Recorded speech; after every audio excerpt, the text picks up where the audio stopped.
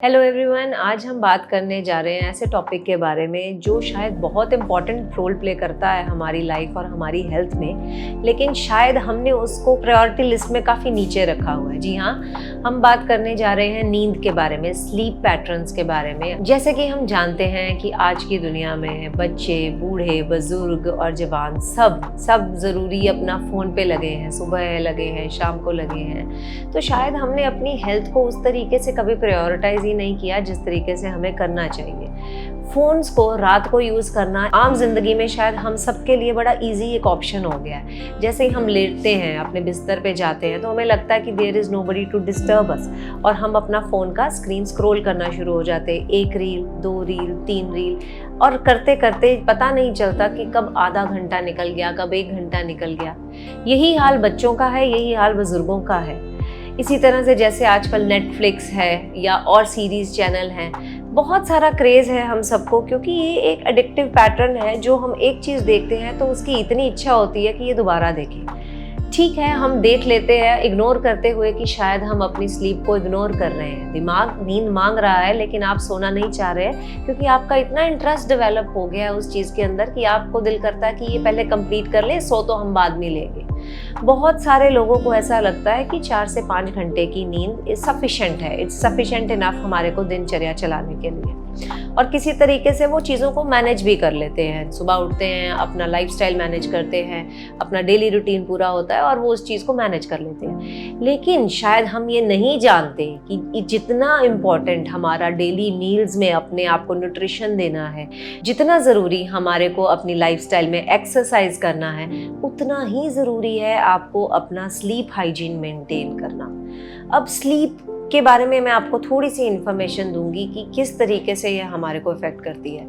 बहुत सारी स्टडीज़ में पाया गया है कि नींद का और आपकी याददाश्त का या आपके ब्रेन फंक्शनिंग का बहुत गहरा एक संबंध है।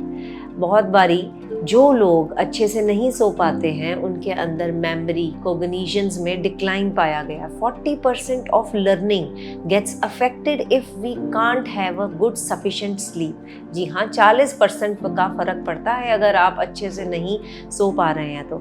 लेकिन हमने शायद कभी इस चीज़ को इतनी इम्पोर्टेंस नहीं दी अपनी लाइफ में कि नींद शायद इतना इम्पोर्टेंट रोल प्ले कर सकती है हमारे ब्रेन को डैमेज करने में या हमारे ब्रेन को इम्प्रूव करने के लिए। अब जनरली जैसे हम बोलते हैं कि सोना क्यों है, क्योंकि शरीर थका हुआ है, शरीर को आराम चाहिए। बट प्रोसेस ये है कि हमारा दिमाग रात को जब हम सो रहे हैं, जैसे ही हम सोते हैं उसी प्रकार से हमारे दिमाग में स्लीप साइकिल्स रहते हैं जो हर 2 घंटे में अपने आप को चेंज करते हैं। इन साइकिल्स की प्रॉपर फंक्शनिंग है जो कि हेल्प करती है हमारे ब्रेन को रीजनरेट करने में, मेमोरी प्रोसेसिंग करने में, कॉग्निशंस को शार्पन करने में और मेमोरीज डेवलप करने में।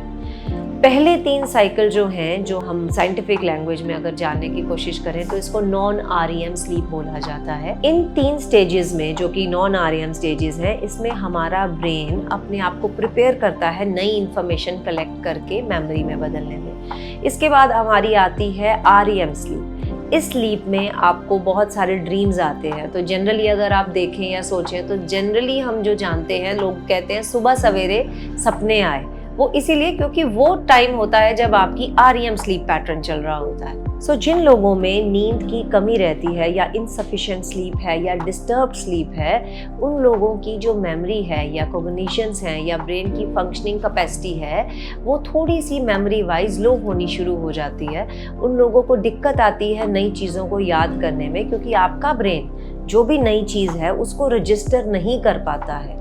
अच्छी नींद आने पे ये फ़ायदा रहता है कि जो चीज़ें आपने पूरे दिन में की हैं, अगर आप अच्छे से सो जाते हैं तो through out the night brain आपका जो है वो उस इंफॉर्मेशन को ब्रेन में रजिस्टर करके उसको मेमोरी में कन्वर्ट कर लेता है। सो जो बच्चे अच्छे से नींद लेते हैं उनकी मेमोरी हमेशा शार्प रहती है और वो एक्टिव और ज़्यादा एनर्जेटिक रहते हैं। अब सवाल ये है कि हमें सोना कितना चाहिए, क्योंकि इतनी चीज़ें अलग अलग है। कोई कहता है 4 घंटे की नींद बहुत है, कोई कह रहा है 5 घंटे की नींद बहुत है।